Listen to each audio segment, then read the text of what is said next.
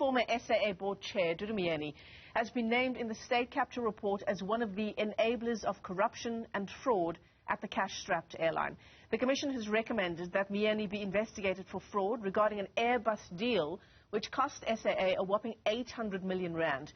The airline has a long history of limping from one government bailout to another, and most recently a business rescue process.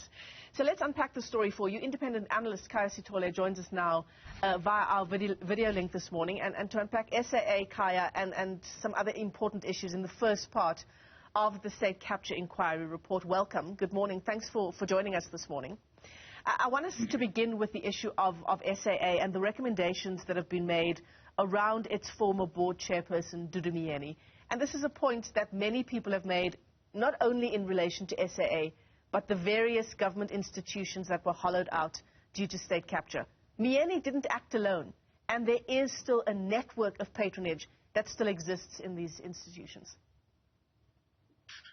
Good morning to the viewers. I think you are very correct there in that, of course, one of the most interesting things that emerges from the state capture report is the fact that the way institutions are designed and structured, it is almost impossible for any single person to unilaterally collapse an entity.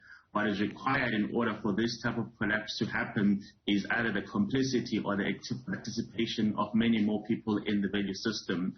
What we've seen historically is that we tend to be fixated by the identity of one individual, whether because they enjoy a much stronger public profile or indeed the type of proximity that enables them to have that type of power.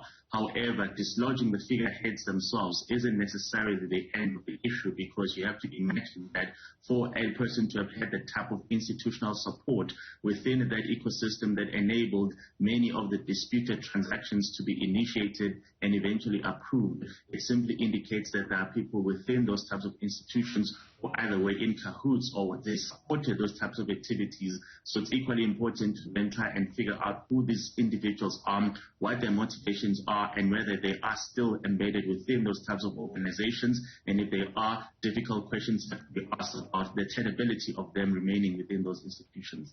Yeah, absolutely. On the issue of Dudu Myeni in particular, though, the State Capture Inquiry Report talks about Myeni in other guises, not only in connection with South African Airways. According to it, Myeni and the Jacob Zuma Foundation also received money from the coffers of the Free State government that was laundered through several business accounts, including that of Myeni's son, and unwittingly through the account of Mr. X. We'll come to the issue of Mr. X as well. But the point is, Dudu Myeni is not only linked to one issue insofar as her position as board chairperson at SAA is concerned. Yes.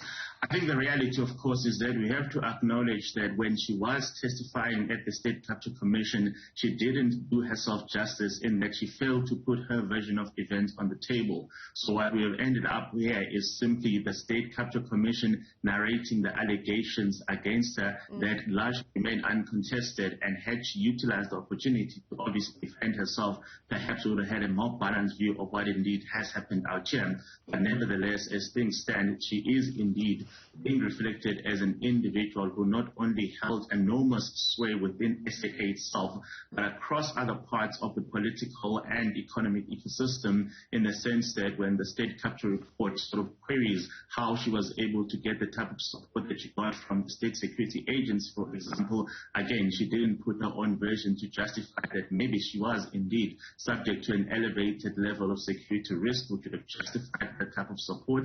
When we listen to the story about the Free State Development Corporation, it is equally impossible to figure out exactly how that worked out, because again, we are only hearing the part of the story that she opted, wisely or otherwise, not to contest. So I do think that it is quite an unfortunate state of affairs that we have to work with the version that was indeed put on oath. It is indeed the version that the Deputy Chief Justice had to work with, and until we hear her version, or at least her view of the story in one form or another, this is what we need to work with. But she doesn't come across as a person who emerges with flying colors from this report. Like that. Yeah, scathing report insofar as Dudu Myeni is concerned. And a number of other players, in fact. Someone else who was also, there were two important players at one time or another at SAA, and that is Yake Kwenana, who was the former chairperson of SAA Technical, and Advocate Nontsasa Mamela as well. at SAA Technical, the head of procurement there. But the reason why the report, I suppose, Khaya, spends so much time on the issue of South African Airways is no doubt because of the incredible amount of money that SAA and its issues have cost the taxpayer. Yeah, and I think what also makes the South African Airways story so unique is that of all the entities that we'll be hearing about, it is the one that essentially did indeed find itself collapse, because when they went into business rescue in December 2019, that was a reflection of so many things that had gone wrong, whether it was the governance issues, whether it was the financial management issues, and of course the story that gets told in the state capture report is an intersection of how all those factors came out to play to the detriment of the organizations themselves. So I think it probably becomes the clearest exhibit of what it is that the state capture report or the state capture inquiry was actually trying to tackle. Other organizations have managed to survive in one form or another. They're in the process of revival, or some might say that they may not be revived. But I think what made the SAA case study unique is that it essentially provided us with the full picture of what happens when things go wrong and when things do eventually reach a collapse. Of course, the genesis of the collapse and the genesis of the bailouts predated Dudu Myeni herself. But what this report seems to imply is that during her tenure, things didn't necessarily get better. And of course, eventually, the collapse that we saw under the business rescue process was a reflection of so many things that had been going wrong for such an extended period of time, dating way back to 1994. Yeah, absolutely. Khaya, while we have you on the line, I wonder if you can weigh in on some of the other interviews insofar as the State Capture Inquiry report is concerned that we've had on the channel this morning already. We had one conversation with Alimani this morning, who says he can't speak on behalf of the Jacob Zuma Foundation insofar as the allegations or the decisions contained in the inquiry report insofar as the former president is concerned. But in connection with his stint as GCIS CEO, so he continues to contend that the State Capture Inquiry report, as the inquiry itself had done, is trying to tarnish his reputation. The inquiry report calls Alimani an enabler of state capture. We know Themba Maseko's evidence that was presented before the State Capture Inquiry, that he received a personal call from former President Jacob Zuma insofar as the money from GCIS and Gupta newspaper, The New Age. Money comes in and then the money suddenly flows to TNA. What's your take on his response that it's all an attempt to tarnish his reputation? Well, I think the interesting thing about the GCIS story is that one cannot dispute that Themba Maseko was indeed removed abruptly. But what is interesting is what Mr. Myeni keeps reiterating to us is that GCIS is essentially a consolidation entity, which means that there's going to be subunits, which are the different government departments that will say, we've decided to go and invest our money in XYZ. Therefore, please, as GIS, please make it happen. Now, what seems to be the unresolved question is why is it that somebody felt that to get that consolidation process might be easier under the guidance of one GCIS CEO compared to another?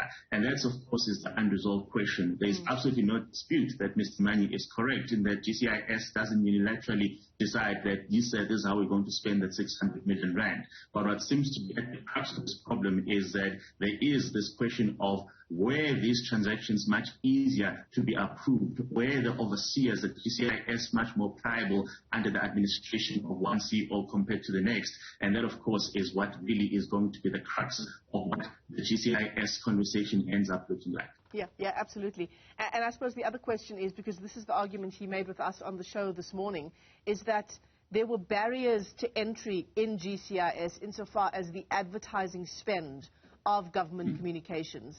And his decision, in part, to get some of that money to TNA was because he wanted to work against those barriers to entry. He wanted to give other players a chance in the industry, even though TNA had absolutely no readership or circulation figures.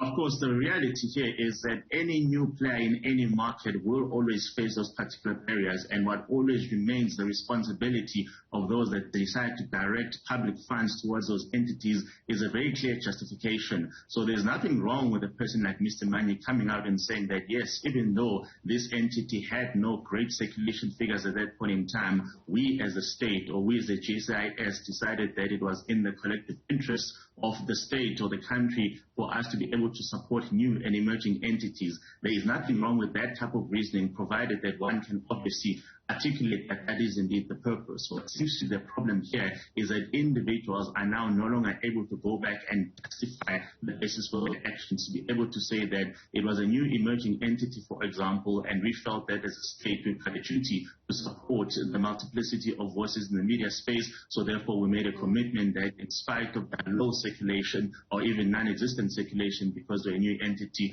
we are going to support them for a particular period of time so that they stand a fair chance of competing with other entities. There is nothing wrong with that. The problem here is that those individuals that took these decisions now no longer seem to be able to find an ability to explain what the reasoning was, and of course that's when the speculation remains, and in the absence of an ability to explain what exactly it is that you are trying to do, the state capture report has to make its particular views, and the views unfortunately are that this was done in order to facilitate additional activities that had very little with the idea of diversifying the media space, for example. And of course, is it viable, is it correct that public funds of that extent was funneled to an organization that essentially was going to blow the horn, blow government's horn with positive coverage? I suppose the reality is that all politicians wish that all media houses did, and what media houses have to do is they need to figure out where they want to stand. The fourth estate has got a very unique responsibility not to be the mouthpiece of government at any point in time, especially if it's been set up as an independent entity. Governments are free to set up their own internal wings, their own internal communications wings, and as long as people understand that, no one is going to object to them saying that they actually now want to direct public resources towards their own voice. The problem here is that if you set up an entity and you sort of set it up with the veneer of independence and impartiality, it then cannot at the same time decide to be the mouthpiece of government, because it creates newfound conflicts. So again, that seems to have been the problem here. If this had been set up as a new wing of GCIS, for example, and everybody been very clear that this is actually being set up in order to become the government's mouthpiece of the day, we wouldn't be talking about this, because nothing prevents government from deciding that this is how they want to communicate. But they set it up as an independent, impartial entity run by the private sector, and then it still sort of did the work that under this particular model would be the work of internal GCIS machinations or other government media departments, and that's where the conflict started. Yeah, absolutely. Khaya Sithole, let me thank you for your time this morning. He is an independent analyst joining us via our video link as we continue to unpack the first part of the state capture inquiry report. Khaya, thanks very much for your time indeed.